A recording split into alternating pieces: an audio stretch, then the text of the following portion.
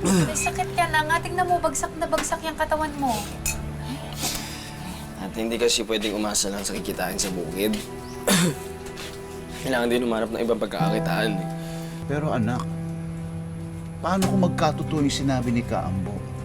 Paano kung paghigantihan ka nga ng tikbalang? Tay, ilang linggo na ako hindi inaatake. Hindi ko na rin nakikita yung tikbalang na yun.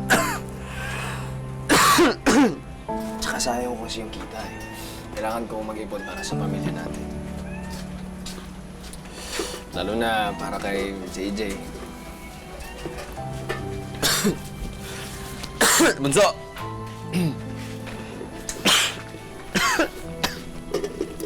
Ay, bawal na yan sa inyo. Magtubig na lang po kayo.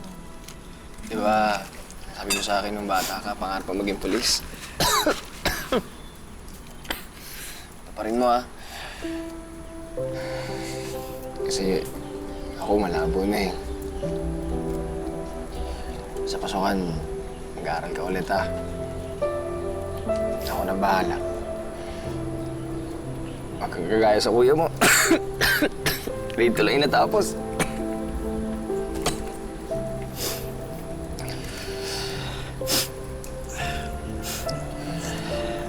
Kuya, sorry na. Kalimutan ko na yung tampuhan natin na yun.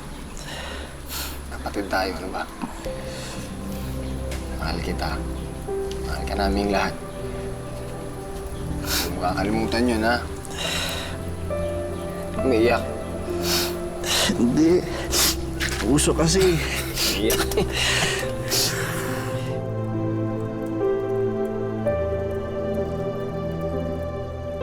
Hindi ka naman lalaki dyan eh.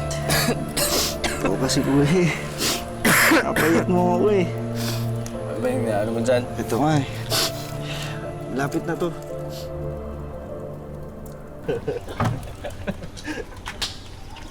Uy, Archie. Matanong ko lang.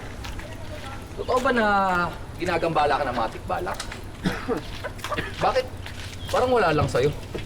Halos nagpapakamatay ka na dyan sa kakatrabaho. Tol, walang tikba-tikba lang sa kumakalam na sikmura. May maingay. Baka marinig na kayo, sige. Kalokohan. Baka nahihibang ka lang sa gutom. Palibasa kasi, binibigay mo lahat ng sweldo mo sa pamilya mo. Payo lang. Maawa ka naman sa sarili mo. Bigyan mo naman yung sarili mo ng mga sweldo mo. Tama. Tsaka alam mo, mag-asawa ka na rin kasi. Pag tumanda ka ba, matutulungan ka rin ng pamilya mo? Kapag namatay yung nanay tsaka tatay mo, magkakanya-kanya na rin kayo magkakapatid. Bagsak na lang sa buhay. Kahit kailan niya ako mag-asawa magsakripisyo para sa akin. Mahal na mahal ko yun sila. Tignan mo nga naman. Paborito palang pagtripa na mga tikbalang ang mga tanga.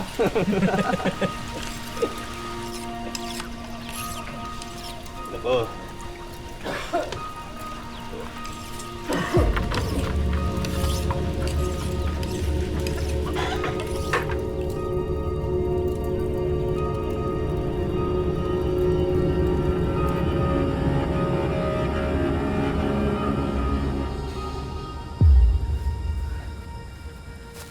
Nay!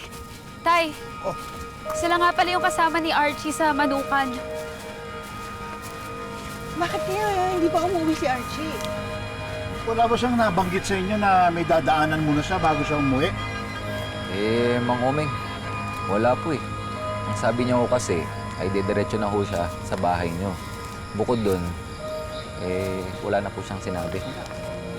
Niyayaya nga po namin siya na sumama sa amin para mag-inom. Kaya nga lang ayaw niyo po. Nay, Tay, magpatulong na kaya tayo sa polis.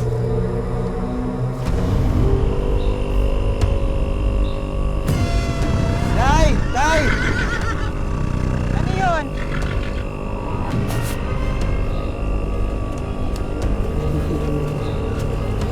Ano yan? Ano yun, Jay? Hindi po ba kay kuya to?